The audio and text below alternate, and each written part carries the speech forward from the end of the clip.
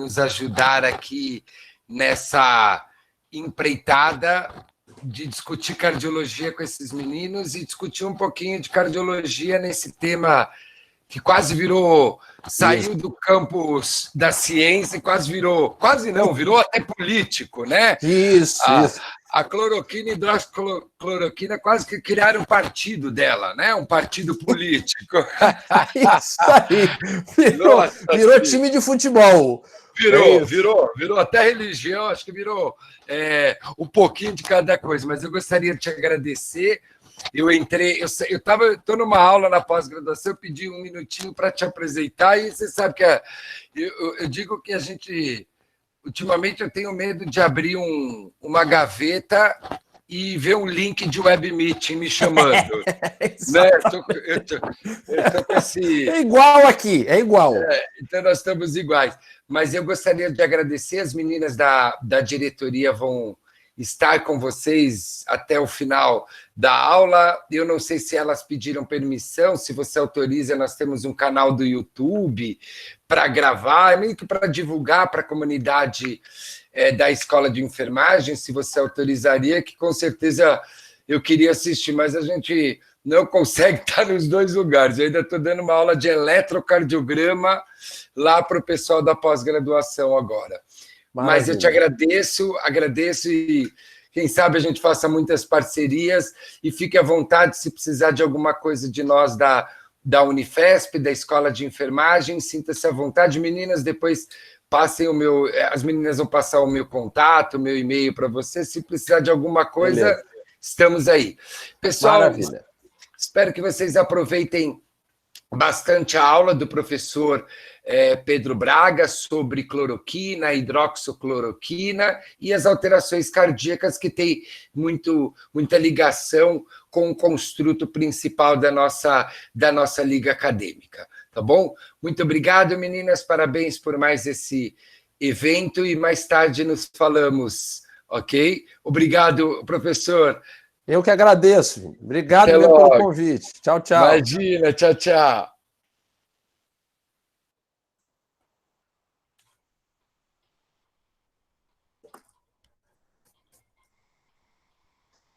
E aí, podemos?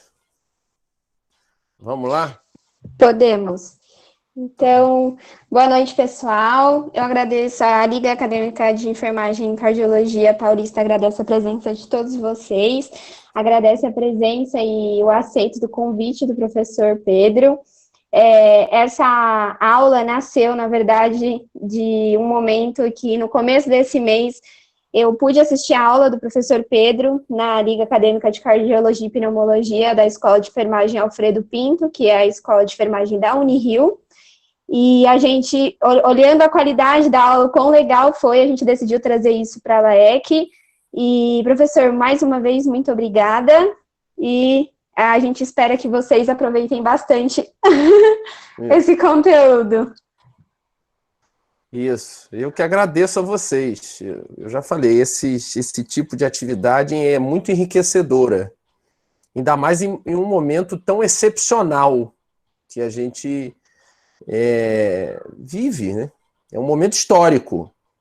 A sensação que eu tenho, o que mais próximo se aproxima disso, nem de perto se aproxima disso, mas assim, de um momento histórico, foi quando derrubaram o World Trade Center. Os aviões se chocaram no World Trade Center. Foi mais ou menos a sensação. Só que ali foi um dia, teve reflexos em dias seguidos, né? Os próximos, mas nada como meses que está acontecendo agora. Isso não teve. Mesmo em 2009, que teve a pandemia da H1N1, eu me lembro, foi complicado, não sei se todo mundo lembra, mas não teve tanto... Eu acho que não teve tanta mídia. Talvez o assunto que a gente começou a falar, o que complicou muito e complica... Eu sei que o Covid não é o foco aqui. Vai acabar entrando por questões óbvias, né? A gente vai falar de duas substâncias, principalmente a hidrox, que virou assunto, como o professor Vinícius falou, de debate quase de mesa redonda, né? Assim, é o time do pró-cloroquina, hidroxicloroquina, contra o time do contra-hidroxicloroquina. É isso. Então, acaba que vai entrar como um debate disso. Primeira coisa, eu acho que a primeira coisa, eu sou professor da farmacologia da Unirio.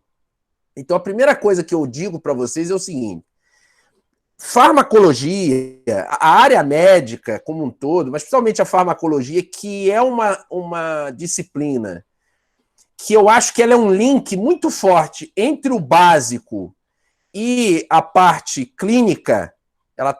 Eu acho que linka, é uma das disciplinas que linka esse conhecimento da parte do ensino básico, né, com a parte do ensino prático, clínico.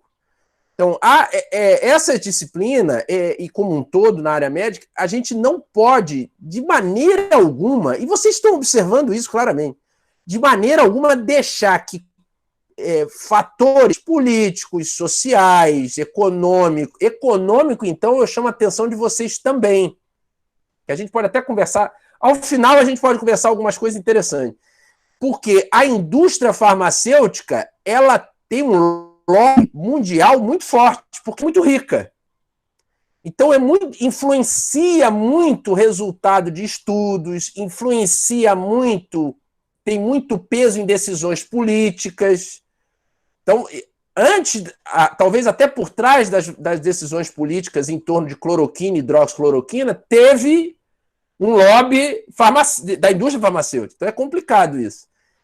E antes disso tudo, não dá para vocês deixarem a clínica, o conhecimento em saúde que vocês, para os que se formaram, já têm, para os que estão se formando, ou que começaram a faculdade, ou que estão correndo a faculdade, estão recebendo e vão ao final ter, não deve ser contaminado, porque vai gerar problema. Vocês viram o estudo que saiu na Lancet da hidroxicloroquina e da cloroquina, que ficou ruim, porque foi um estudo pesou muito ali um aspecto político. Então você vê que até uma grande revista foi contaminada por isso, e depois teve que se desculpar, teve que voltar atrás, aí já ficou feio, porque aí a credibilidade cai muito, porque contamina o cenário, né? Então aqui é a mesma coisa. Então não deixem nunca, sempre a ciência, ela vive de dúvida, e ela tem que ser ela ali, o conhecimento científico é ele não pode ter influência de outras coisas. É claro que numa tomada de decisão vai haver uma influência, vai ter que levar em consideração muita coisa, causas sociais, causas políticas, causas econômicas, muito bem, mas ali no estudo em si não pode, porque aí senão vai dar esse rolo que vocês estão vendo. Muito bem. Trocando agora, vamos voltar aqui no aspecto principal. Então, cloroquina e hidroxicloroquina são substâncias já, clássicas. Vou passar um histórico para vocês, mas são clássicas. Então, elas são drogas anti-malária, que vieram depois da quinina, né? A quinina veio lá no século XIX, 1840, 30 e pouco, 40, que surgiu a quinina, então, para o tratamento da malária.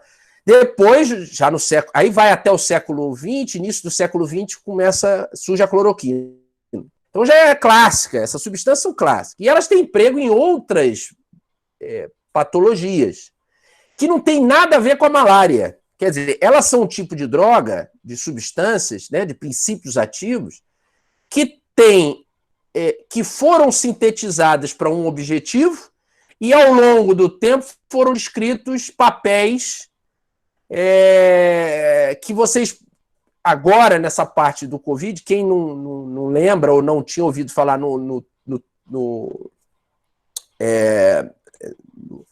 na forma de descrição, que é o off-label, ou off-label, né? Que é o tipo de efeitos de determinadas substâncias que é fora do que ela é aplicada. Então, ela é aplicada para tratar a malária, mas como off-label, efeitos off-label, ela pode fazer tratamento de doenças como artrite reumatoide, lúpus. Então, isso vai acontecer em várias substâncias, diversas substâncias. Como a gente pode conversar no final, as que estão sendo testadas para o Covid, tem outras também que têm essa característica. Tá? Então, vamos lá. Vamos começar sem mais delongas. Então, vou fazer um recapitula, meio que, para quem já viu, para quem não viu, vai ver, agora vai conhecer, que recapitula farmacológico.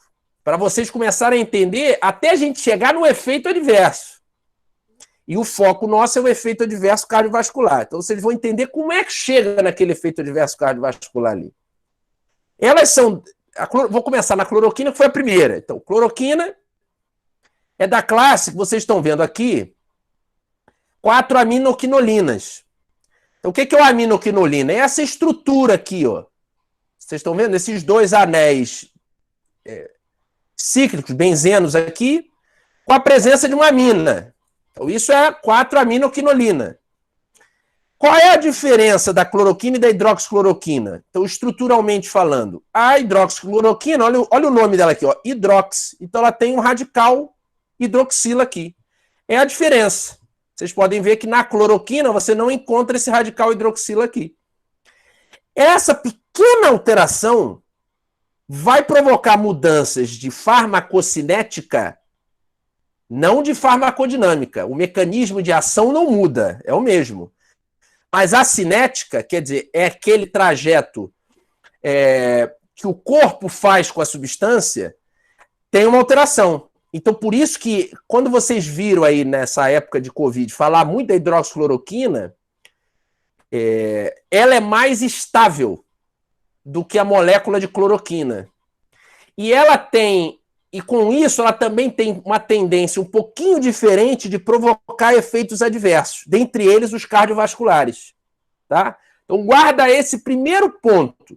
Essa pequena diferença estrutural vai se refletir em diferenças de meia-vida e em diferenças de efeitos adversos. Não só de meia-vida, mas diferenças farmacocinéticas e diferenças de efeitos adversos. Pequenas, são leves diferenças, não é grande. Agora, o mecanismo de ação é o mesmo, isso não muda. Então, elas são da classe, são drogas para tratar a malária. A cloroquina foi produzida na década de 30, então vejam, já tem quase... Ela foi em 34, quer dizer, em 2024 vai fazer 90 anos que essa substância é produzida e tem aplicabilidade terapêutica. E a hidroxicloroquina foi produzida na década de 50.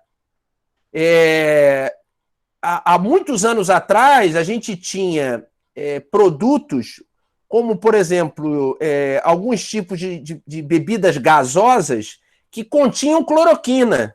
Se vocês derem um Google aí, procurarem, vocês podem encontrar alguns produtos que continham cloroquina.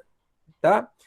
Então, ela é, como antimalárico, uma droga já muito bem consolidada. E, em certo aspecto, elas são substâncias seguras, em certo aspecto. Tá? Muito bem.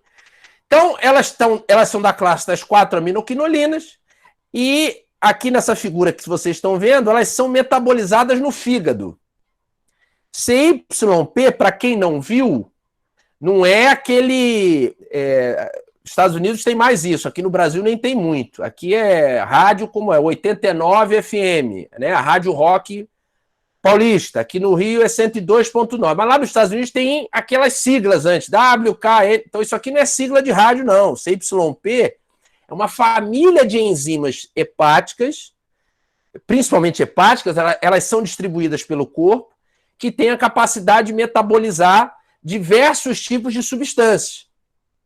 Pode haver com isso, como elas metabolizam diversos tipos de substâncias, pode e vai acontecer interferências, interações medicamentosas. Adivinha quem faz muita interação medicamentosa? Hidroxicloroquina e cloroquina.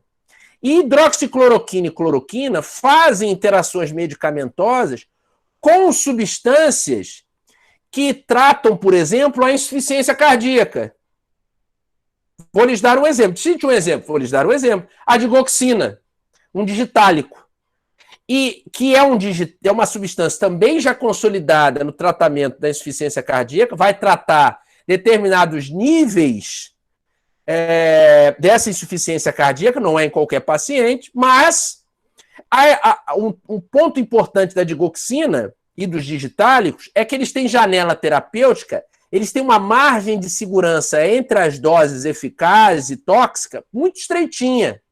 Então, qualquer variação dessa dose dos digitálicos para cima, qualquer variação pequena para mais, você pode desencadear um processo arrítmico e característico, gerando um prolongamento do intervalo QT. Isso é característico.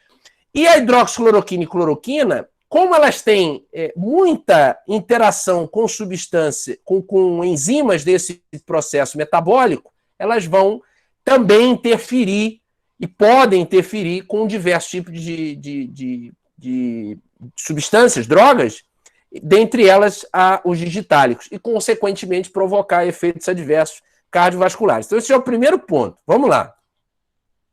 Ainda da farmacocinética, para citar mais efeitos que podem acontecer. Então, hidroxicloroquina e cloroquina, elas são substâncias, e aí eu não sei se todo mundo vai lembrar, vocês podem aí já abrir no chat aí que vai aparecer aqui para mim. Todo mundo lembra o que é volume de distribuição e meia-vida de eliminação? Então, o volume de distribuição, de forma bem breve, é uma variável que mostra... Opa, já pintou ou não? Legal. Se tiver mais não, vai mandando. O que é o volume de distribuição? É uma variável matemática. Não é um volume real. Então, ele representa uma variável matemática que representa o quanto... Qual seria o volume real, se ele existisse, que comportaria toda uma dose daquela substância distribuída pelo corpo. Então, por exemplo, qual é o volume de distribuição da hidroxicloroquina? 47 mil litros. Você fala assim, 47 mil litros? Mas o corpo não tem 47 mil litros. Muito bem. Então, não é um volume real. Mas isso representa o quê? Que uma vez que você administrou hidroxicloroquina e cloroquina, como volume... vejam da cloroquina, 65 mil litros. Então, eles se distribuem muito pelos tecidos do corpo. Muito. Elas têm uma capacidade... A administração dessas substâncias é por via oral. Então, elas são administradas por via oral. Uma vez administrado por via oral, você tem que fazer a absorção aonde? No trato gastrointestinal. Depois da absorção, você cai no sangue, a substância cai no sangue e pode ser distribuída. Então, elas são amplamente distribuídas, uma vez que elas são sangue. Isso, por um lado, é bom, porque as substâncias têm alto volume de distribuição, elas podem mais facilmente se difundir pelas membranas biológicas e alcançar o sítio-alvo, onde ela vai fazer o efeito. E substâncias que têm alto volume de distribuição, elas costumam ter ampla meia-vida de eliminação, ou seja, elas demoram mais para ser eliminadas do corpo. Isso também, por um lado, pode ser bom, porque mais tempo permanece o efeito. Você não precisa estar repetindo dose atrás de dose. Você, com isso, vai baratear a terapêutica e vai facilitar também a adesão do paciente, porque quanto mais ele tiver de facilidade durante um esquema terapêutico, por exemplo, ele escolhe o possível via oral ao invés de uma via parenteral, que você precisa administrar uma seringa. Então, vai sofrer uma efusão no tegumento, você vai romper a pele dele, aquilo vai provocar uma dor, pode provocar E isso afasta um pouco a adesão do paciente. Então, quanto mais você favorecer isso, melhor para ele vai aderir. Então, eles têm, tanto hidroxicloroquina quanto cloroquina, têm amplo volume de distribuição e ampla meia-vida. Então, qual é a meia-vida dessas substâncias? Vejam, hidroxicloroquina, por exemplo, se você interromper o tratamento, eu fiz um tratamento para malária, acabei de usar o medicamento. A concentração ela vai permanecer no meu corpo até ser eliminada por até 60 dias. Eu parei hoje. Daqui a 2 meses, ainda tem resquício da substância no meu corpo. Cloroquina, até 52 dias é possível você ter. Então, vejam, ela tem uma meia-vida muito grande, porque ela se distribui muito. Sofre o metabolismo hepático, excreção renal. Então, essa meia-vida grande e esse grande volume de distribuição, essas substâncias, prestem atenção nisso, guardem isso. Elas são substâncias que têm... Elas escolhem algumas características teciduais que vão fazer com que elas tenham alguns tecidos sirvam de armazenamento para elas. Exemplo, tecido cardíaco. O tecido cardíaco é um tecido ao qual essas substâncias têm afinidade e como a meia-vida é muito longa, elas vão permanecer nesse tecido por algum tempo maior. mesmo que você interrompa o tratamento, para o que quer que seja. Outro tecido, que eu vou dar exemplo para vocês, a hidroxicloroquina e cloroquina, elas têm afinidade por tecidos que têm melanina. Sim, melanina, aquele pigmento, o que dá pigmento, né? Pigmento da pele, pigmento dos olhos. Então, vejam, elas têm a tendência de se acumular tanto na pele, como, por exemplo, nos olhos. Certo? Isso, por um lado, pode ser benéfico, como no coração, que elas também têm a tendência de se acumular por essa ampla meia-vida. Pode ser benéfico, eu vou mostrar para vocês que elas desempenham papel protetor cardiovascular em determinados aspectos. Por exemplo, diante de uma aterosclerose, como pode ter um aspecto deletério. Elas podem se acumular em regiões ou no músculo cardíaco, ou mesmo nas regiões como o nó sinusal, atrioventricular. Então, na linha que vai produzir, na estrutura que vai produzir a descarga elétrica do coração, você pode ter acúmulo dessa substância. E ali elas podem gerar efeitos adversos. Tá? Então, isso é importante. Na retina, uma vez que eu tenho melanina, ela pode se acumular ali. E uma vez acumulado ali, qual é um efeito adverso também característico dessas substâncias? Retinopatia. Tá? É até mais marcante mesmo do que o efeito tóxico, né? Cardíaco. E na pele, posso ter benefício. Essas substâncias podem ser usadas para tratar, de forma coadjuvante, algumas afecções dermatológicas, algumas inflamações na pele, você pode utilizar essas substâncias, tanto cloroquina quanto hidroxicloroquina. Então, veja, só no conhecimento da farmacocinética, vocês já estão entendendo como é que entra aí o contexto de efeito benéfico e efeito adverso. No caso do coração, vocês já entenderam que só essa característica já é cinética, de meia-vida mais longa, volume de distribuição amplo, e a característica das substâncias podem provocar. Metabolismo hepático também vai ser importante, porque pode ter interação medicamentosa. E elas têm uma outra característica que vocês têm que lembrar. Elas são, estruturalmente falando, bases fracas.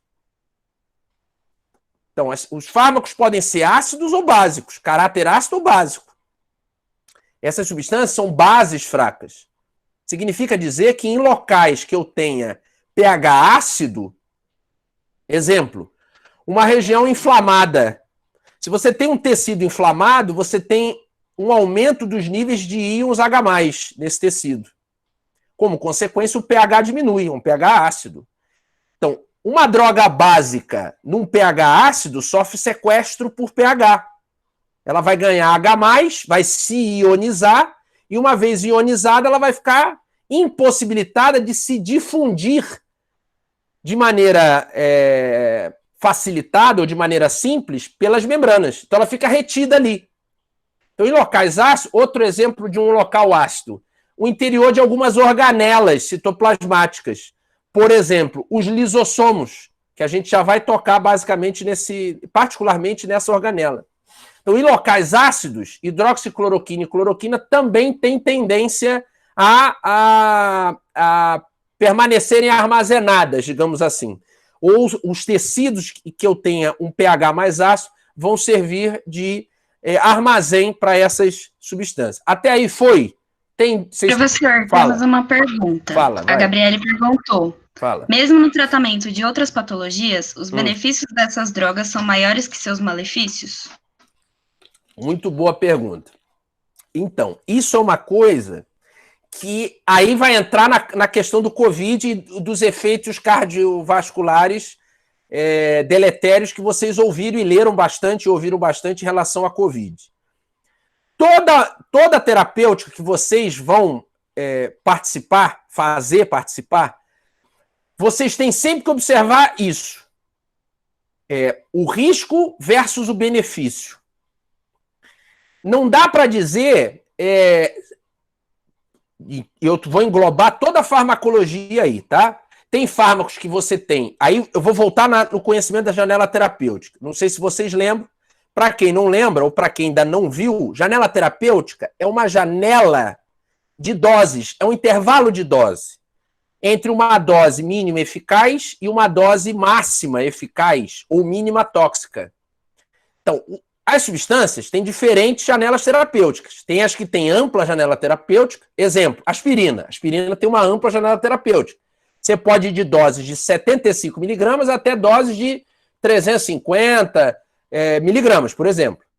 Então, é amplo, você pode brincar. Agora, por exemplo, eu dei o exemplo do digitálico, que vai tratar a insuficiência cardíaca.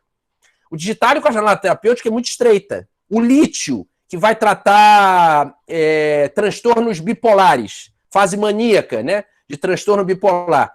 É uma das drogas mais... É uma substância, é um íon, na verdade, mas é uma substância muito antiga. A janela terapêutica do lítio é muito estreita e é eficaz, é muito estreita. Então, o que acontece com substâncias que têm janelas muito estreitas? Normalmente, a cloroquina não tem janela estreita, a hidroxicloroquina não tem janela estreita, mas como tem risco elevado para desenvolver efeito adverso, elas entram também nesse parâmetro. Você tem que monitorar a terapia. Então, você administrou, né? Vamos pegar um paciente com Covid. Foi optado, né, pela equipe médica pelo uso de hidroxicloroquina e cloroquina. E esse indivíduo ele vai ser monitorado, porque sabe-se que essas substâncias podem produzir efeitos adversos cardiovasculares. Vou mostrar para vocês. Tem características de alteração de ritmo particulares. Uma das alterações comuns são as pontas torcidas. Quem estudou já alterações eletrocardiográficas já sabe o que é, né? Você tem um eletro bem bagunçado, com pontas muito destacadas. E essa substância ainda, eu vou mostrar para vocês uma ressonância característica de indivíduos que têm efeitos deletérios cardiovasculares da hidroxicloroquina e cloroquina, elas podem se acumular no músculo e gerar processo de hipertrofia do músculo, principalmente ventricular. Então, o risco ele vai ter que ser pesado. Então, para isso, você monitora.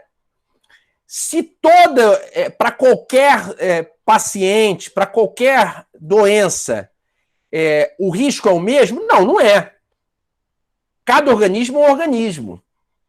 Então, o risco pode existir. Você vai ter que pesar de indivíduo para indivíduo. Você vai ter que observar de indivíduo para indivíduo.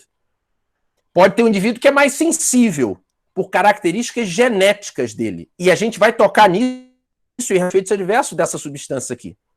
Tem um peso genético. Por isso que não é todo mundo que vai desenvolver alterações cardiovasculares com hidroxicloroquina e cloroquina. Então, são drogas seguras, na grande maioria dos casos. Mas toda substância química pode proporcionar efeitos adversos. Até a água, em determinada concentração, pode matar. Vocês sabem disso. Então, qualquer substância química, ela pode produzir efeitos adversos. Qualquer uma. Tá? Então, sempre há que se pesar o risco e o benefício. As que têm maior tendência, as que têm janela terapêutica mais estreita, é necessário um monitoramento. E se o risco é muito iminente, aí opta-se por outra substância. Ou da mesma família, ou substâncias de outras classes que desempenham efeitos adversos semelhantes. Foi? Consegui explicar? Conseguiu, professor. Muito obrigada. Beleza. Podem ir seguindo perguntando. Vamos lá. Muito bem. Agora vamos entender, então, como é que ela funciona. Para a gente chegar lá no efeito adverso. Eu já fiz como é que é mesmo que a gente fala em seriado? Eu já dei um spoiler. Eu já dei uns spoilers, que vai ter uns efeitos adversos cardiovasculares. Vocês já entenderam isso.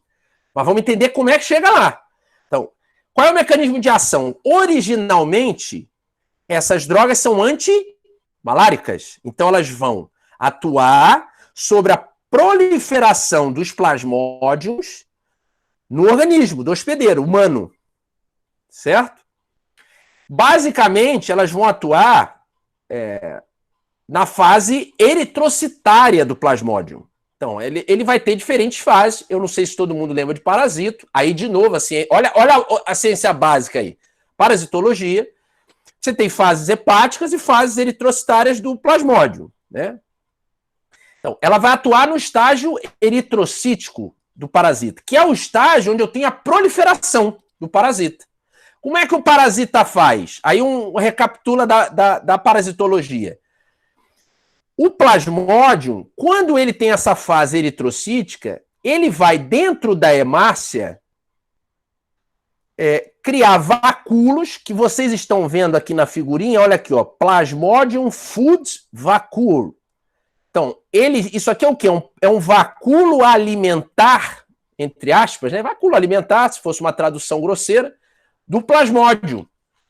O que é este vacúolo alimentar? O plasmódio, ele tem que degradar, e vai degradar porque ele tem enzimas proteolíticas que vão degradar a hemoglobina e vão gerar aminoácido. Esse aminoácido é o alimento, entre aspas, do plasmódio. Com isso, ele pode se dividir e crescer. Só que quando ele faz a quebra da hemoglobina, ele libera ferro protoporfirina 9, que é o M. Vocês sabem que tem átomos de ferro ali. Não sabem disso? Até para linkar o oxigênio, vai atrair o oxigênio. Né? Ferro 2, ferro 3, lembram disso? Aí já dá fisiologia. Muito bem. Essa ferro protoporfirina 9, ela é extremamente tóxica, tanto para o organismo humano, se acumulada, quanto para o plasmódio. O que ele faz? Ele é malandro. A natureza é sensacional, né? O que ela fez? Ele se adaptou. Ele criou um ambiente ácido dentro desse vacúolo. Então tá aqui o pH, ó, negativo, então ácido, onde nesse ambiente ácido há uma polimerização da ferro protoporfirina 9. Vai gerar o que a gente conhece como hemozoína. Tem até uma coloração característica. Essa hemozoína é ausente de efeitos deletérios. Então, o que faz a hidroxicloroquina e cloroquina? O que eu disse para vocês? Um dos parâmetros mais marcantes teciduais que fazem com que hidroxicloroquina tenha uma afinidade, cloroquina e hidroxicloroquina tenham afinidade, é o pH ácido. Opa! Olha aqui, ó. Aqui o pH é ácido. Então, o que acontece? A hidroxicloroquina e a cloroquina vão basificar o pH do vacúolo alimentar do plasmódio. O plasmódio não vai ter acidez para clivar a ferro protoporfirina 9, ou melhor, polimerizar, vai acumular a ferro protoporfirina 9 dentro do vacúolo, é tóxico, vai matar o plasmódio. E aí deixa de ter a proliferação do parasita. Entenderam? Isso aí para quem é um recapitula aí da farmacologia dela com o parasito, tá? Muito bem.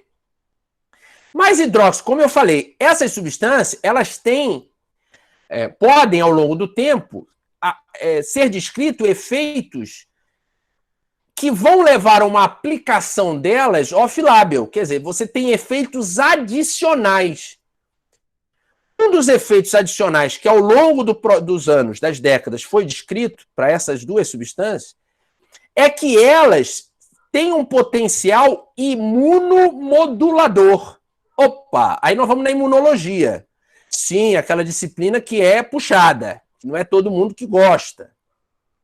Tem muito nome, muito detalhe, muita molequinha. É molequinha atrás de molequinha nesse negócio aqui. Muito bem, mas vamos fácil, entender isso fácil. Então, hidróxido, aí presta atenção nisto aqui, que vai ser uma das explicações do outro lado. Por que essas substâncias, em determinados casos, podem conferir uma proteção cardiovascular? Como é que elas fazem isso? Porque foi descrito ao longo do tempo que elas têm um potencial imunomodulador. Elas, por exemplo, podem e vão reduzir a síntese de moléculas de citocinas inflamatórias. Exemplo, TNF-alfa. TNF-alfa é uma das mais importantes citocinas pró-inflamatórias do corpo. Vai estar envolvido em processos TNF-alfa e IL-1, vão estar envolvidos, e IL-1 vai estar diretamente envolvido em processos de febris, febre, desencadear a febre, tá certo? TNF-alfa vai participar de processos importantes inflamatórios, alterações,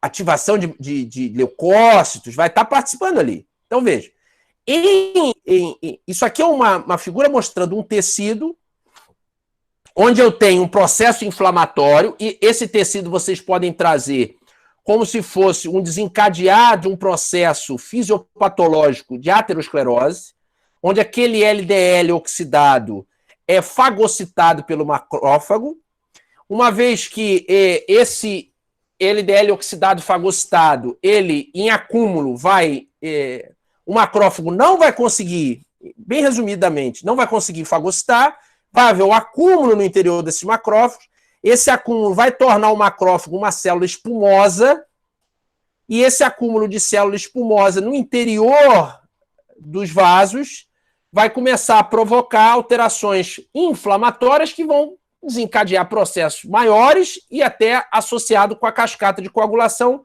podendo provocar oclusão daquele vaso, seja de maior calibre ou de menor calibre. Muito bem. E o comprometimento das camadas endoteliais, subendoteliais, musculares, enfim, dá para alterar tudo isso aqui. O que é que faz a hidroxicloroquina e cloroquina? Elas inibem a síntese dessas moléculas pró-inflamatórias, como o TNF-alfa, por parte dos macrófagos e dos monócitos.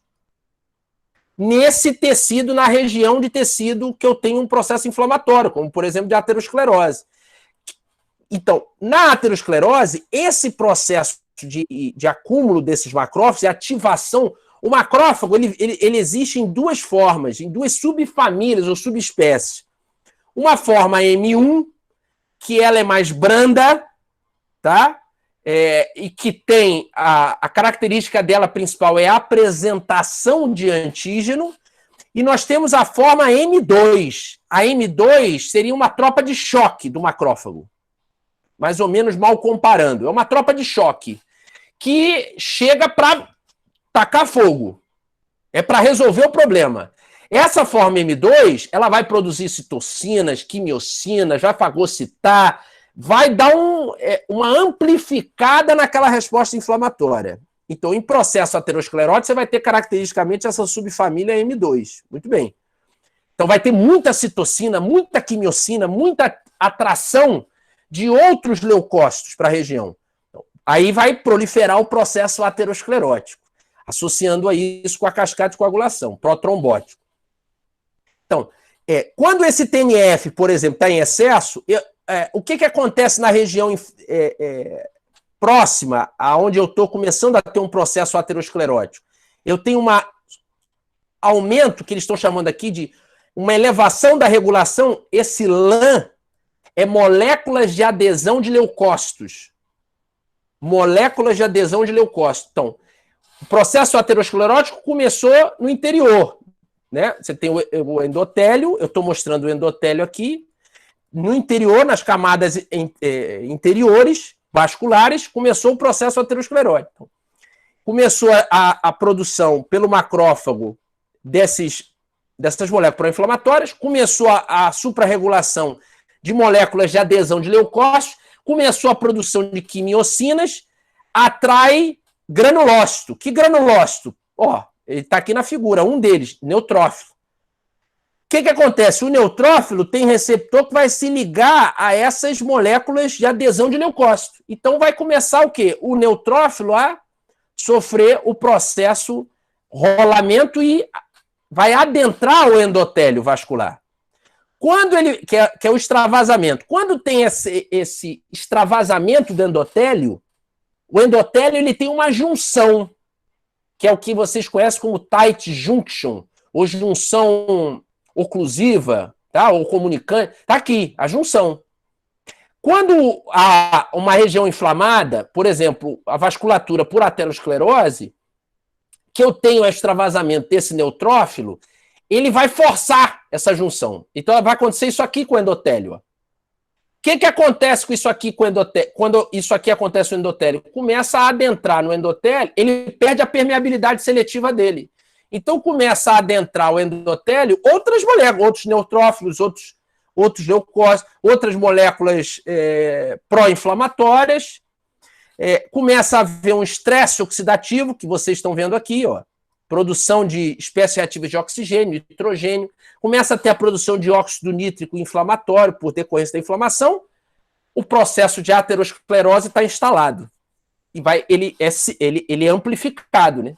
Ele vai se amplificando, ele é silencioso, e aquilo vai se amplificando até sair das camadas subendoteliais, atingir o endotélio, romper a oclusão, aí já tem a coagulação sendo ativada, pode haver a oclusão completa, a estenose daquela região, e aí vem as consequências. Muito bem, então, isso é... Por que a hidroxicloroquina e cloroquina, vou mostrar para vocês, tem estudo relatando que elas têm um fator protetor em determinado aspecto.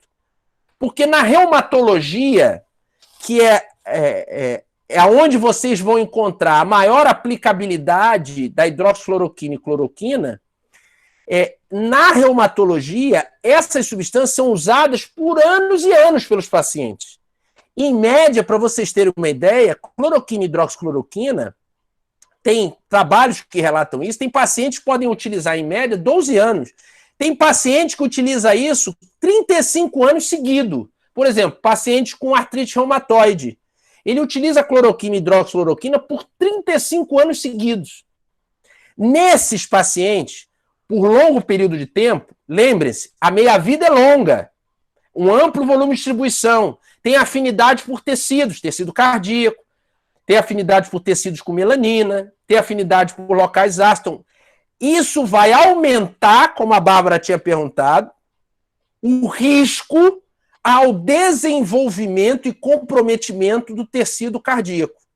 Quanto mais tempo você se expor a uma substância, maior a chance, sabendo que essa substância pode levar a um risco cardiovascular, mais chance você tem de ter um evento adverso cardiovascular com o emprego dessa substância. Até aí foi? Vocês têm pergunta? Vamos lá. Não mandaram nenhuma pergunta no chat, não, professor. Beleza. Qualquer dúvida, mandem aí. Então, esse é um outro mecanismo de ação. Então, vejam, ela é uma droga antimalárica, elas, né? Cloroquina e hidroxicloroquina, que tem um potencial imunomodulador, que podem diretamente diminuir a produção de citocinas inflamatórias e que tem como mecanismo de ação adicional a isso tudo que a gente já conversou, e aqui é que vocês têm que prestar atenção, porque aqui é que vai ter a explicação do efeito adverso cardiovascular em si. Como é que acontece? Vocês estão lembrados, antes de eu começar a explicação disso, vocês estão lembrados da citologia de uma organela citoplasmática conhecida como lisossomo? Vocês estão lembrados disso? Da citologia. Vejam que eu estou trazendo coisa bem basicona. Citologia, vocês lembram do papel dos lisossomos no interior da célula? E aí? Ou não? Não lembram?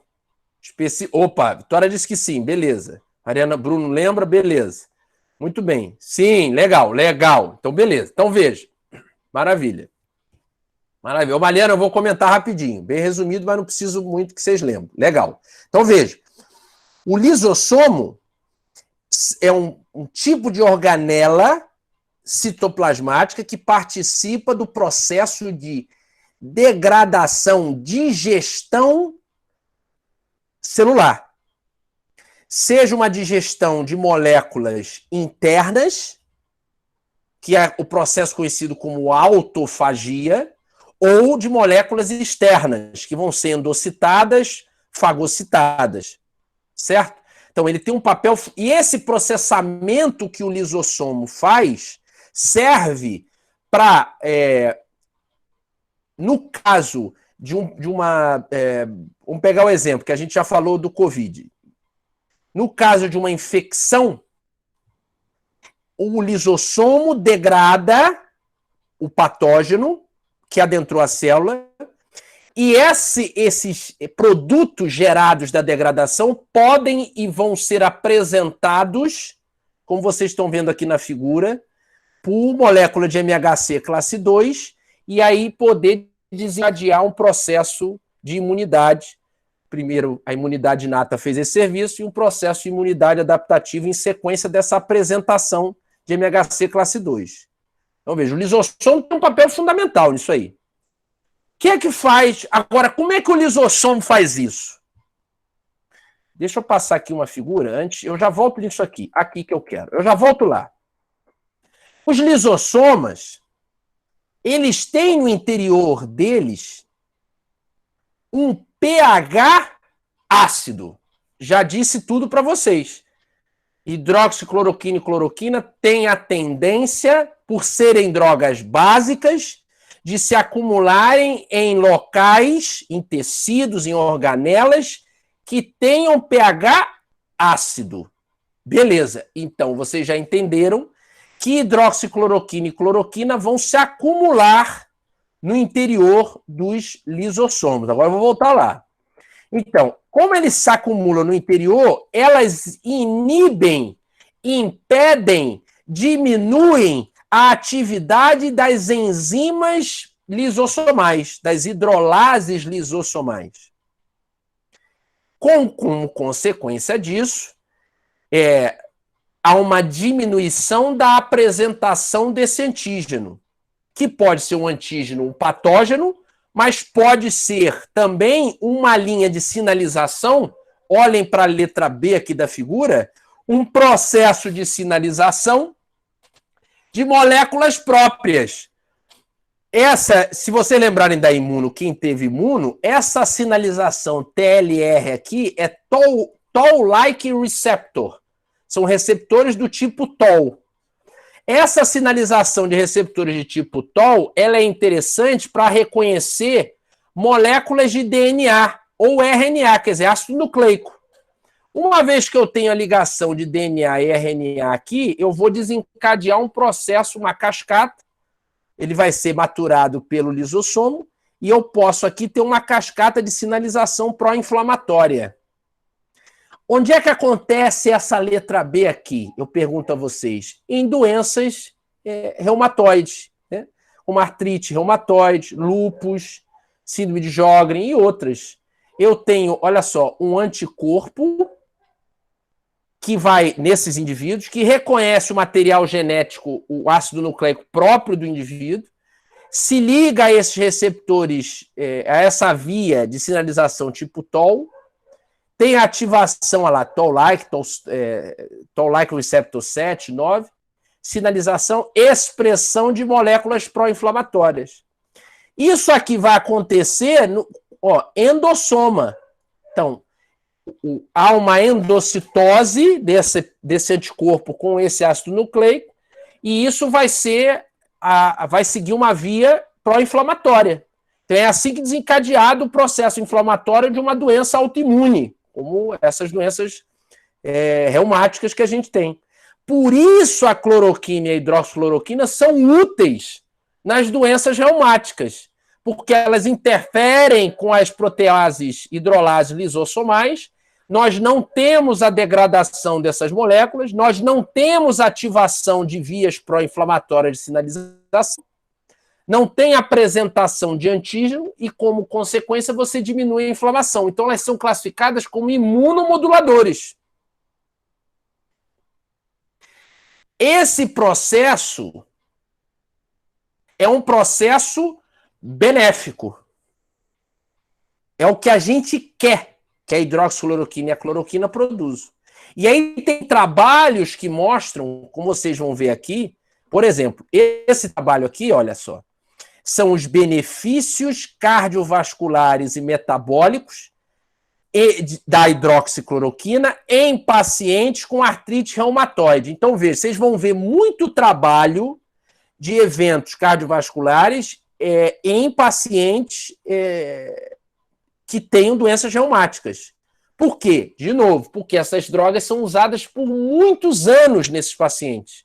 E aí você potencializa o risco, se tiver de efeito adverso. Mas esse trabalho é curioso. ele mostra um benefício da hidroxicloroquina, um benefício cardiovascular e metabólico. Aí você vai dizer assim, peraí, o cardiovascular você citou um benefício, por exemplo, de redução do desencadeamento da fisiopatologia ali da aterosclerose. Isso. E o metabólico? Hidroxicloroquina e cloroquina foram descritas como substâncias que diminuem a hiperglicemia. Então, você tem pacientes com artrite reumatoide que são diabéticos e essas substâncias diminuem a incidência de diabetes, porque elas aumentam a sensibilidade do organismo à insulina. Claro que num grau menor do que uma droga antidiabética, hipoglicemiante, né? Os hipoglicemiantes que vocês conhecem, né? Não vai ser a mesma coisa, mas ela pode ser um adicional. Ela tem uma capacidade, ainda que mínima, mas de produzir um efeito benéfico. E com relação às doenças cardiovasculares, vocês entenderam, porque reduz o processo inflamatório, citocinas inflamatórias, diminui por exemplo, a apresentação no indivíduo que tem artrite reumatoide de vias de sinalização pró-inflamatória, e você pode ter com isso uma proteção cardiovascular. Esse artigo é uma meta-análise. Eles pegaram, na verdade, 185 artigos, tá, de uma base de dados de reumatologia, de pessoas, de pacientes que eram usuários de hidroxicloroquina e não usuários, mas todos eles tinham artrite reumatoide. E eles observaram que dados significativos de melhora. Outra coisa, já é descrito que a hidroxicloroquina e a cloroquina, mas principalmente a hidroxicloroquina, ela aumenta a expressão de receptor de LDL. Olha de novo na aterosclerose aí. Aumenta a expressão de receptor de LDL, tá? Então, como consequência disso, você diminui o LDL circulante e o risco da oxidação. Então, esse artigo, essa meta-análise escreveu. Tem um outro trabalho que descreve o uso a longo prazo da hidroxicloroquina com doses baixas de aspirina, aqui 100 miligramas de aspirina, pode ter um efeito de eficácia aditiva, né, um efeito aditivo primário na prevenção de eventos cardiovasculares em pacientes com lúpus. O que é que eles fizeram aqui? Aqui foi feito no Hospital Universitário da Faculdade de Medicina de Nápoles. Eles pegaram 189 pacientes com lúpus da unidade de reumatologia, tá? E durante 14 anos observaram esses pacientes o possível efeito protetor na aterosclerose, de novo, para vocês verem que tem, dessa associação aspirina e hidroxicloroquina, tá? E aí mostraram isso graficamente. Olha aqui, ó, aspirina e hidroxicloroquina é essa linha mais cheia aqui que vocês estão vendo, ó. Tá vendo? Comparativamente com a aspirina sozinha, que é essa linha de baixo, a hidroxicloroquina sozinha e os pacientes que não receberam nenhuma nem outra. Aqui é a probabilidade de sobrevivência. Então, veja, cai muito nesses pacientes a probabilidade de sobrevivência se não tiver nenhuma das substâncias. E aumentou muito a sobrevivência quando tinha o uso de baixas doses de aspirina com hidroxicloroquina. Todos eles tinham lúpus, tá certo? Então, aí é o benefício. Voltando àquela coisa do lisossomo, diminuindo a cascata inflamatória e tal. Mas como é que é o malefício? É a mesma lógica. Em determinados indivíduos, esse bloqueio, o acúmulo no interior do lisossomo e o bloqueio das hidrolases lisossomais, tá certo? Leva a um quadro de acúmulo no interior do lisossomo de moléculas mal digeridas. O lisossomo tem outra característica, por exemplo, ele pode fundir a membrana dele com a mitocôndria, e fazer um processo de limpeza celular, né? Limpeza de resquícios de respiração celular do interior da mitocôndria. Então, ele também tem essa capacidade. Quando ele perde essa capacidade, eu posso alterar e levar a quadros muito semelhantes a uma doença, que é uma doença autossômica de característica recessiva, que é conhecida como doença de armazenamento lisossomal. Esse acúmulo de metabólito dentro do lisossoma, em alguns indivíduos, é deletério.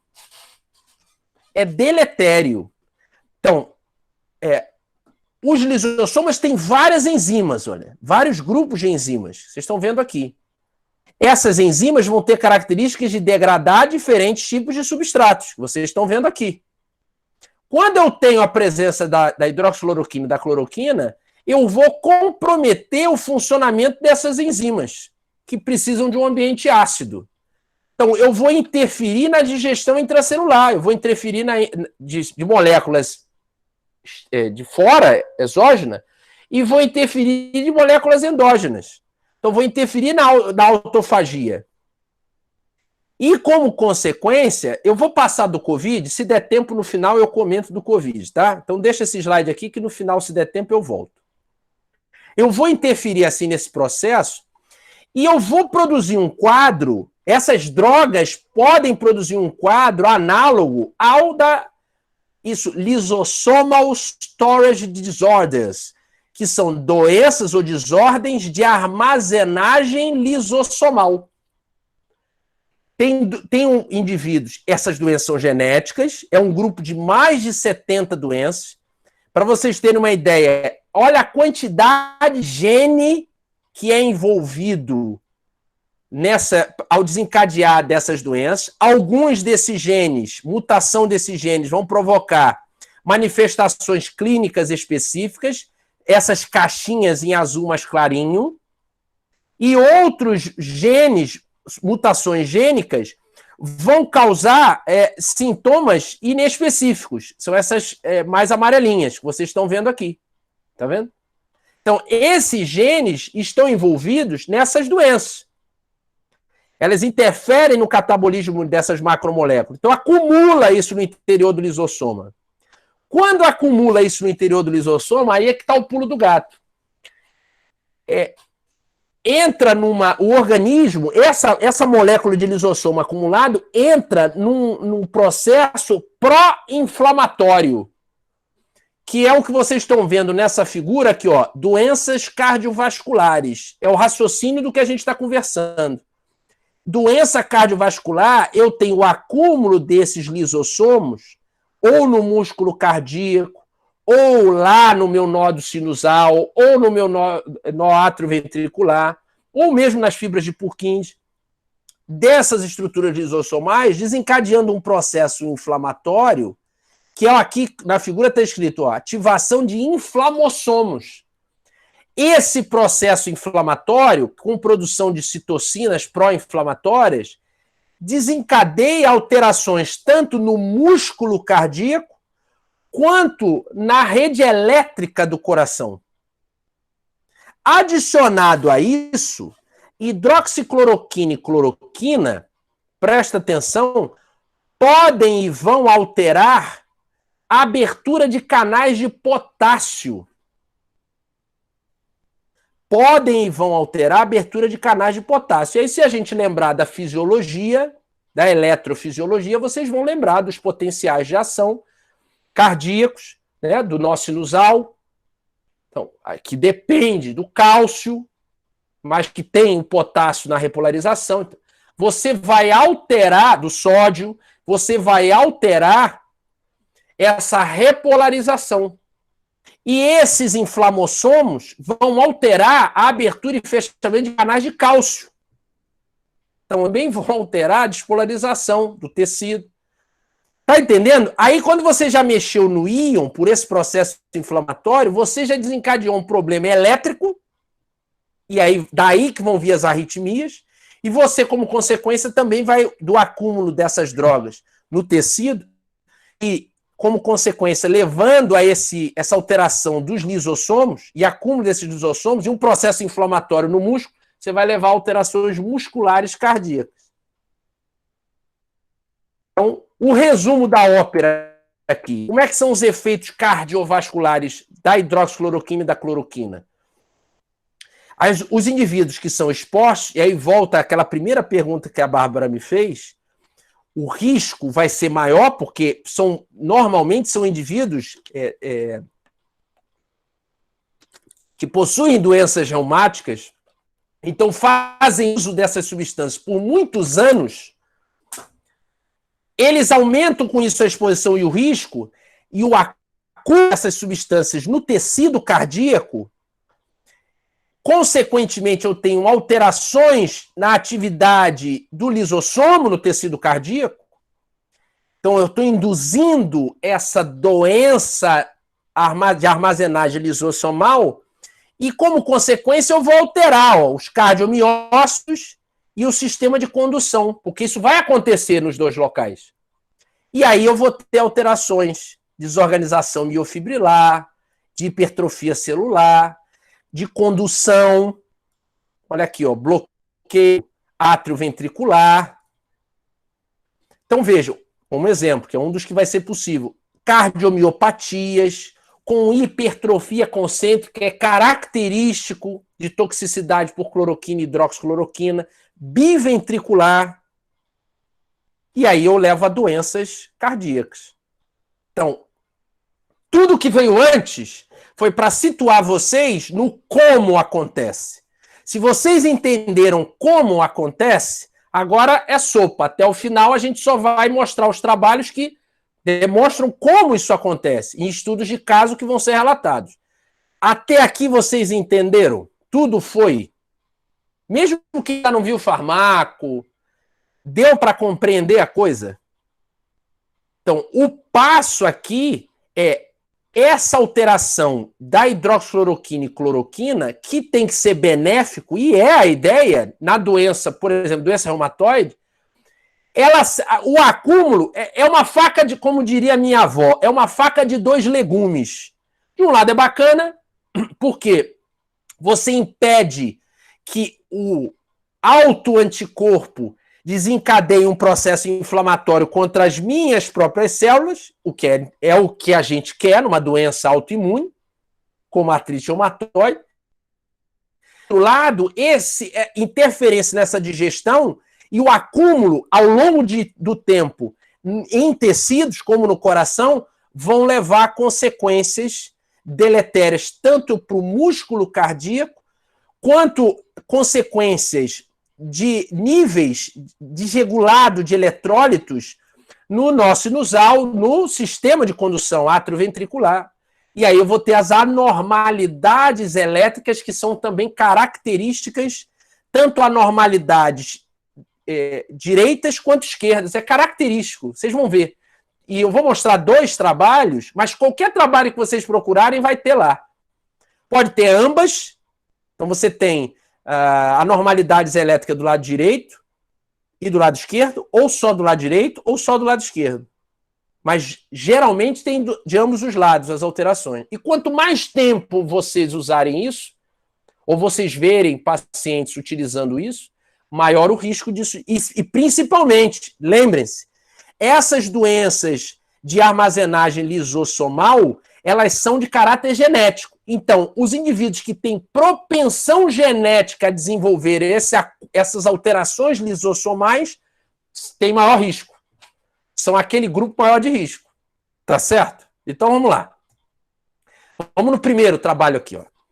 Desordens de condução cardíaca relacionadas com toxicidade de drogas antimaláricas. Então, aqui é uma análise de eletrocardiograma, né, de 85 pacientes tratados com hidroxicloroquina. E ele vai mostrar o seguinte, nesse trabalho, que há, em suma, nos pacientes que foram tratados, as alterações de hipertrofia do músculo, principalmente ventricular, e há as alterações de ritmo, que vão ser característicos. aqui, nesse trabalho, ele descreve muitas alterações de bloqueio atrioventricular, tá certo?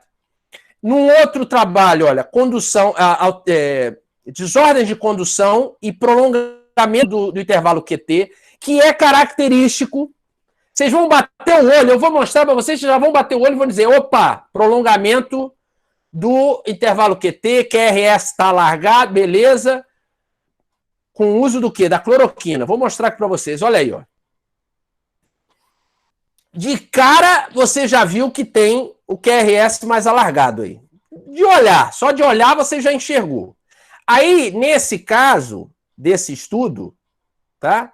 É um paciente característico, ele pegou um indivíduo e observou o seguinte, que eu tenho uma associação de um bloqueio de ramo direito com um bloqueio anterior esquerdo.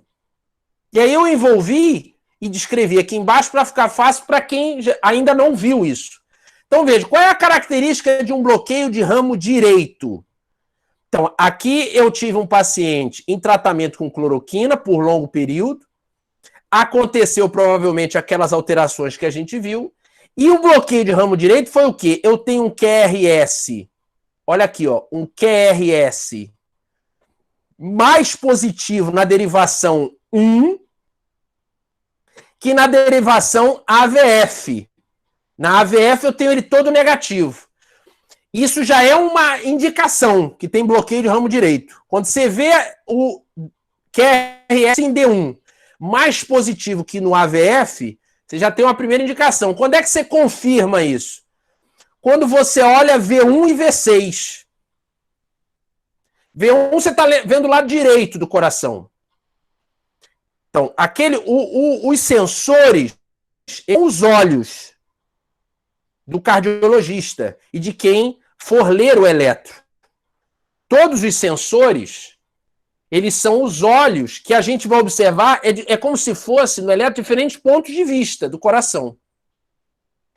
Essas derivações que vocês vão ver, V1, V2, V3, V4, V5, V6, elas vão ver, o coração, ele é um vetor elétrico. O vetor resultante, ele é de cima para baixo, tá? Da direita para a esquerda. Ele tem a tendência de ser um pouquinho inclinado, porque o ventrículo esquerdo, ele é maior, o impacto de contração dele é mais marcante e ele está mais inclinadinho. Então, a tendência do vetor elétrico é nessa posição, para baixo. Tá certo? Então, o vetor, veja, se eu estou em V5, eu estou aqui, eu estou vendo a ponta do vetor vindo, então é positivo. Então, depois, quem não estudou ainda a parte de eletro, quando estudar, vai entender.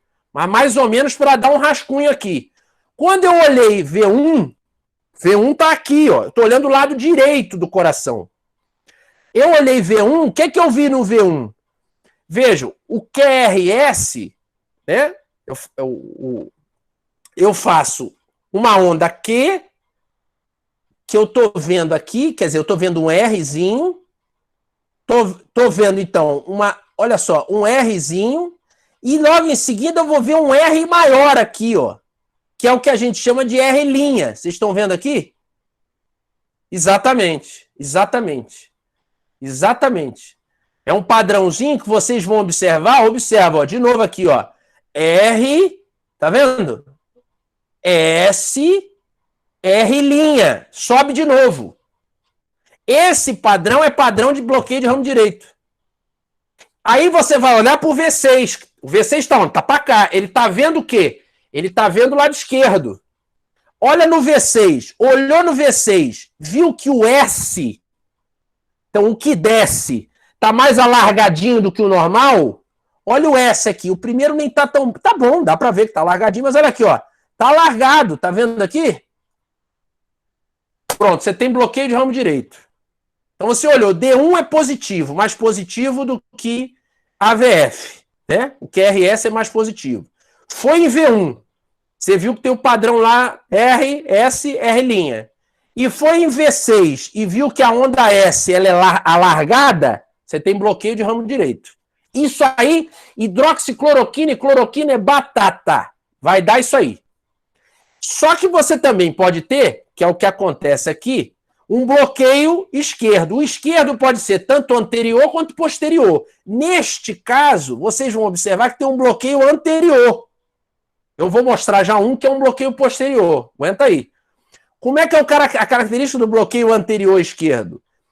Olhem para a onda S na derivação 3.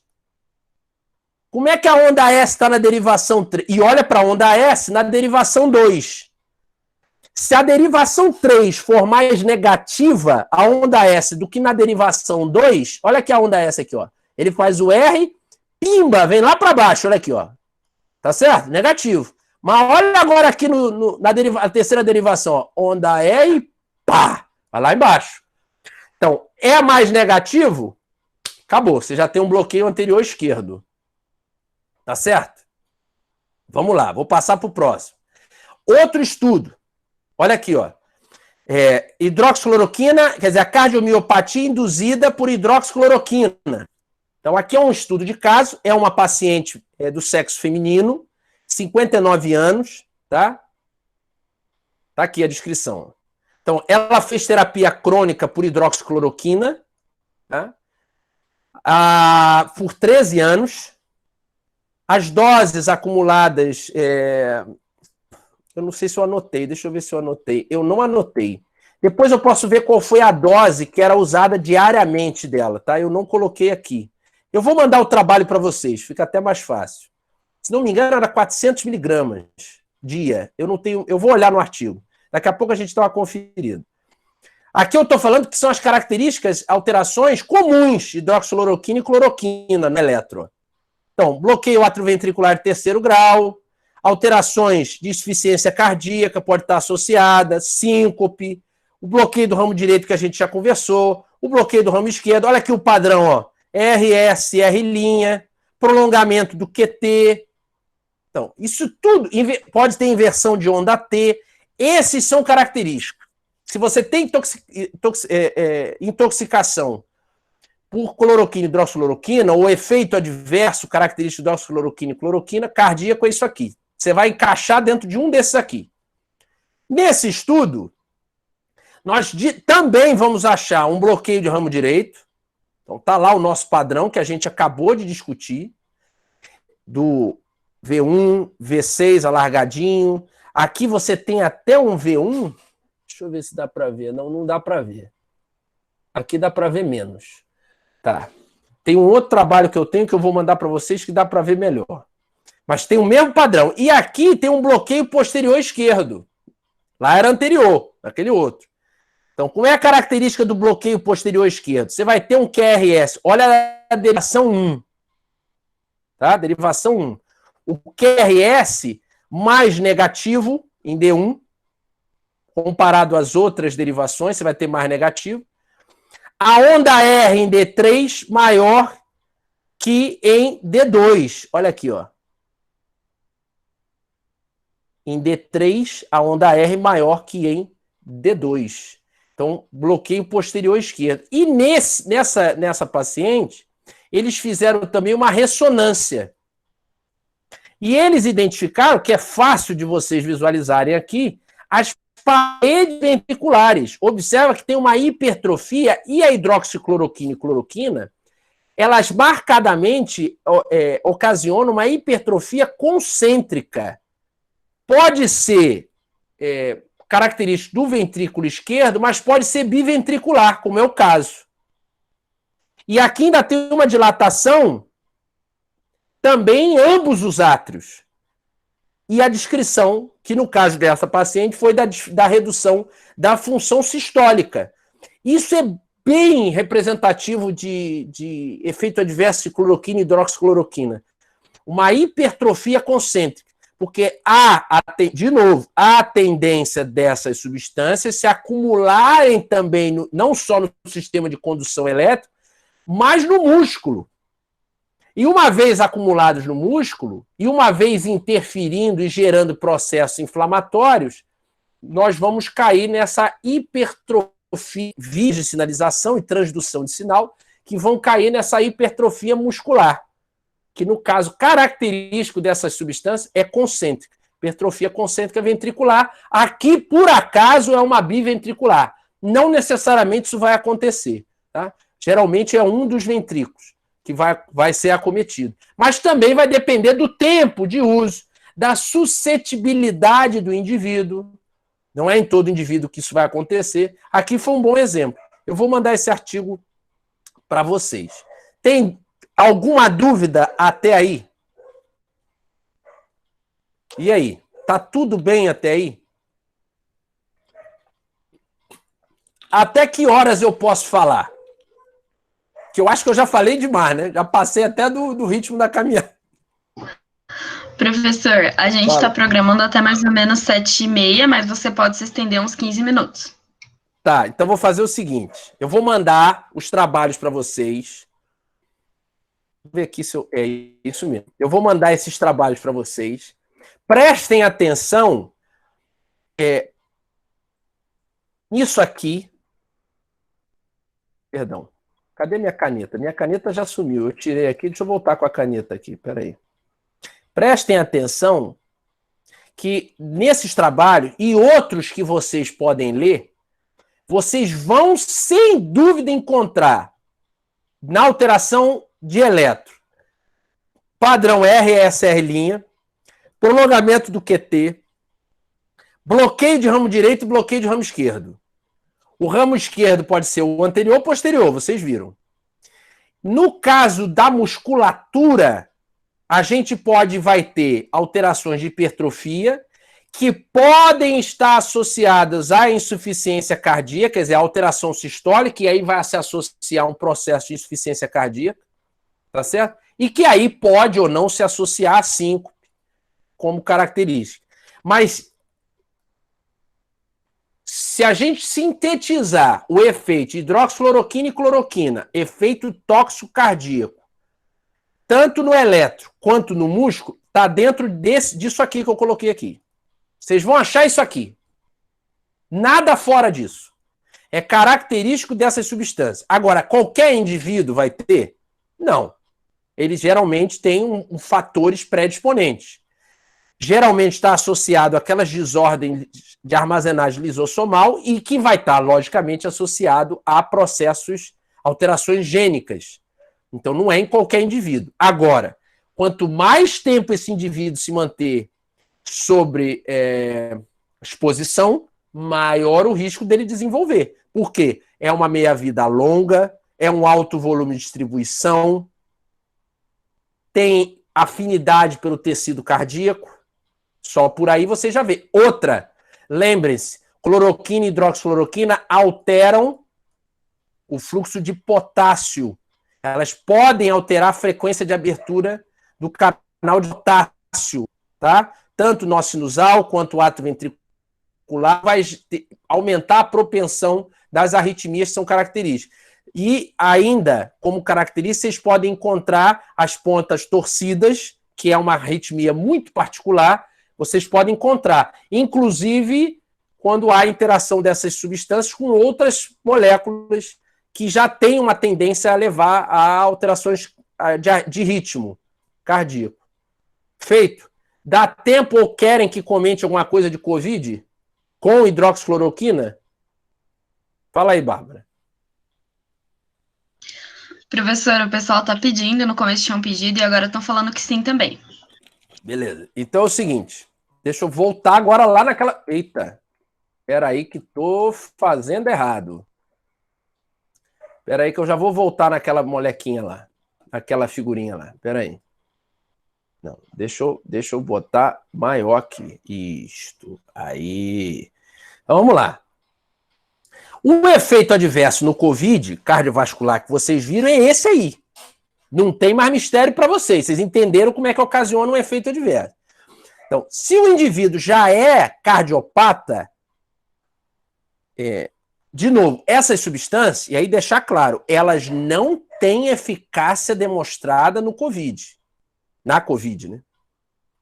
Ainda não tem. Se vai ter, se não vai ter, a farmacologia precisa de estudos randomizados, duplo cego, controlados.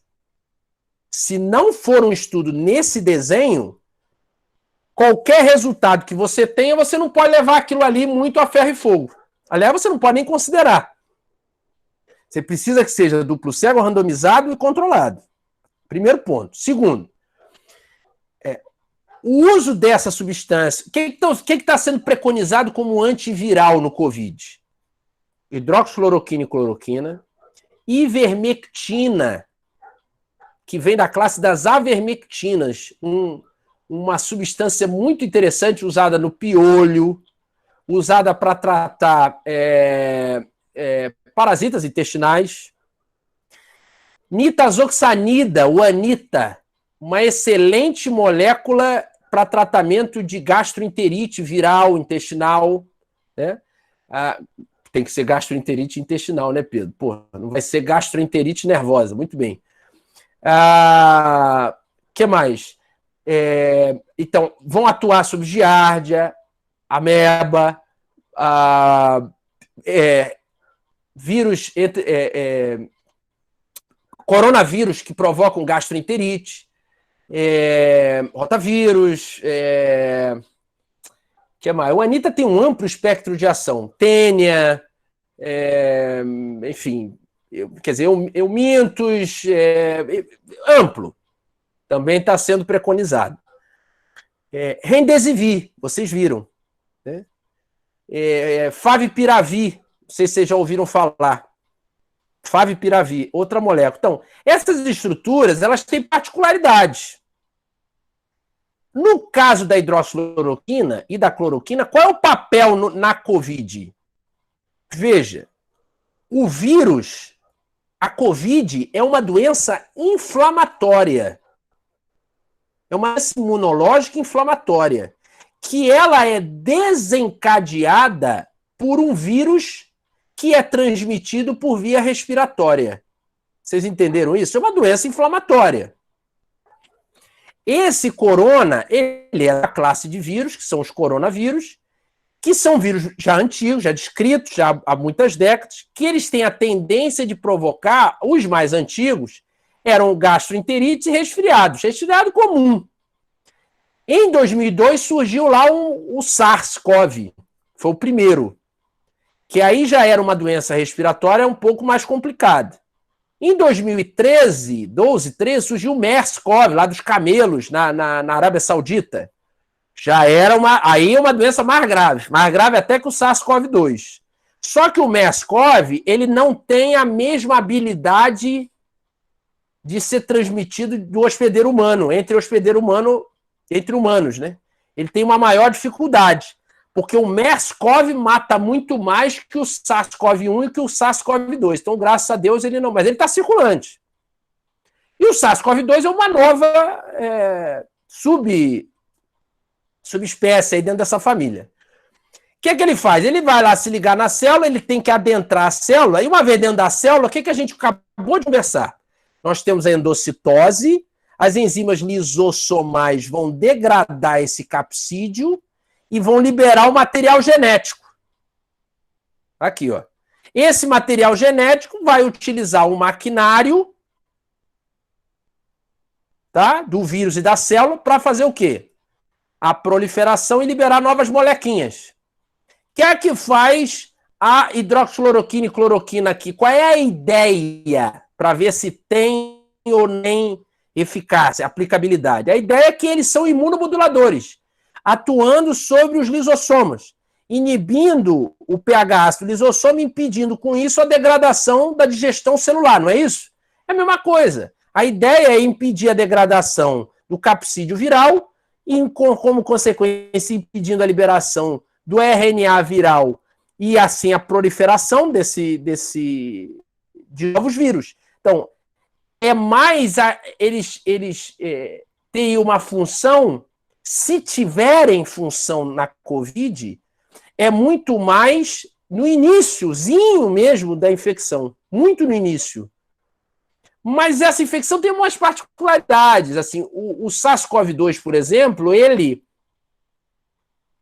nos indivíduos que desenvolvem sintomas, ele demora 2 dias. ele demora até 48 horas para começar a desenvolver os sintomas. Nessas 48 horas que o indivíduo ainda não apresenta nada, é o maior período de transmissibilidade do vírus. Então ele tem uns pulos do gato, que os influenzas, os outros coronavírus não têm. Agora, todos esses vírus de infecção respiratória, eles podem levar a quadros semelhantes, graves, semelhantes ao que o SARS-CoV-2 faz. Cada um tem uma particularidade, mas eles podem. A gripe aviária, o H5 faz isso, o H1N1, essa suína faz isso. O H1N1 da gripe espanhola, que não é a mesma variante desse H1N1 suíno, aquele H1N1 lá de trás, ele também tem umas particularidades que é só dele. Vocês estão entendendo? Então, cada um tem. Esse vírus é novo. A gente não estava... os organismos não estavam acostumados, nunca tinham sido expostos. E ele é um vírus que ele tem uma tendência maior, como é uma doença, ele gera um processo inflamatório crônico, que na imunologia, se vocês lembram ou ouviram falar, cytokine storm, quer dizer, tempestade de citocinas. Essa tempestade de citocina que ele desencadeia em alguns indivíduos onde o quadro cronifica, leva a sepse. E aí vai gerar coagulação intravascular disseminada, choque séptico, a coisa 40%. Eu estava vendo essa semana a estatística representativa dos pacientes crônicos, aqueles que entram que vão para a UTI, precisam de ventilação. A estatística que eu tinha lido era de 40% desses indivíduos vão morrer. Tá? Em geral, são indivíduos que têm comorbidade, quer dizer, ele já tem um processo inflamatório. Então, ele pode ter asma, ele pode ter diabetes, ele pode ter doenças cardiovasculares. Então, já tem um processo inflamatório ali. E aí, com essa cascata inflamatória potencializada, isso vai piorar o indivíduo. Então, a tendência aqui da cloroquina e hidroxicloroquina é atuar como um imunomodulador, assim como ela faz numa doença artrite reumatoide, as doenças reumáticas. Mas o efeito adverso cardiovascular é isso que vocês acabaram de ver, de ritmo. Então, se o indivíduo tem arritmia, monitoramento. Tem que ser monitorado. Se ele não tem arritmia, ele pode vir a ter. Então, o ideal é que isso só seja feito. Agora, um ponto que é importante vocês entenderem é o seguinte: o que eles estão preconizando de aplicação na Covid é do primeiro ao quinto dia, ou do primeiro ao terceiro dia, se estendendo possivelmente ao quinto dia. Quer dizer, são poucos dias. Em poucos dias, só se o indivíduo já tiver uma doença instalada ou uma grande alteração genética que desencadeia aquelas doenças lisossomais que vai desencadear um quadro de arritmia nele. Porque a tendência de toxicidade cardiovascular com essas substâncias é por um longo período, que eu disse para vocês. Tem paciente com artrite reumatoide, com lúpus, que usa isso mais de 30 anos. Aí você potencializa muito o risco. Em 3 a 5 dias, o risco é muito menor. Existe, porque é uma substância química. Agora o risco é menor. Agora, se é eficaz ou não é eficaz, falta muito estudo para isso. Não dá para saber ainda.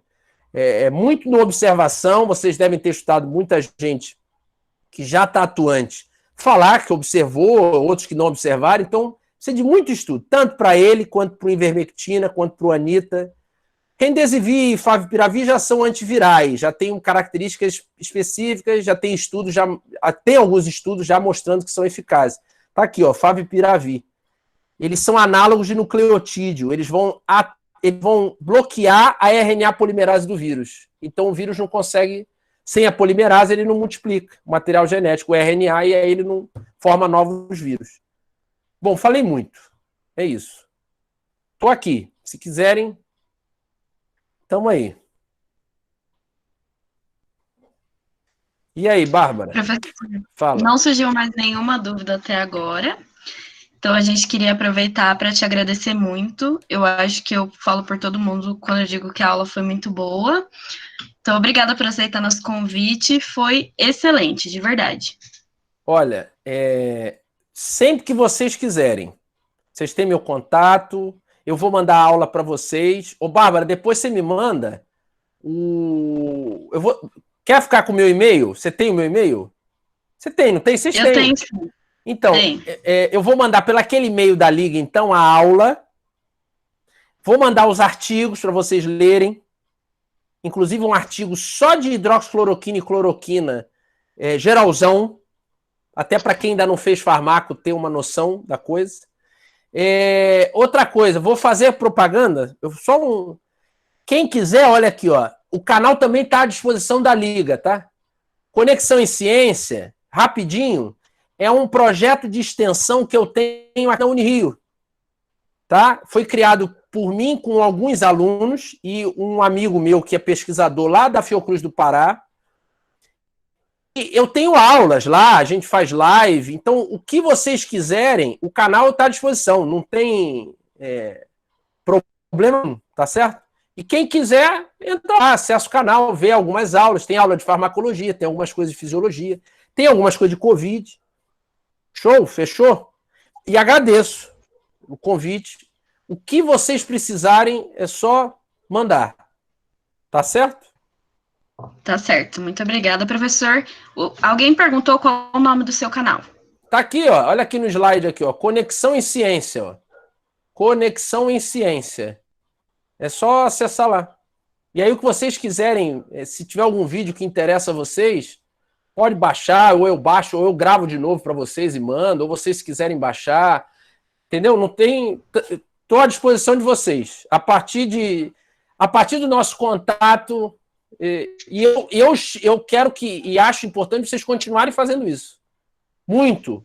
Para o aprendizado de vocês. Porque o conhecimento que vocês forem adquirindo, e se vocês entenderem o mecanismo da coisa, não decorarem, mas entenderem, na hora de resolver problemas é muito mais fácil. Vocês vão resolver com muito mais facilidade. Foi? Muito obrigada. Lembrando todo mundo também que essa aula vai ficar disponível no YouTube da Liga. Então é só se inscrever que logo a gente vai colocar lá. E muito obrigada de novo, professor. Não tem nem palavras para agradecer tudo isso. Eu que agradeço. Um beijão a todos, bons estudos, se cuidem, cuidado, saúde a todos e que a gente passe por isso o mais rápido possível. Tá bom? Tá bom. Beijo. Tchau, professor. Até mais.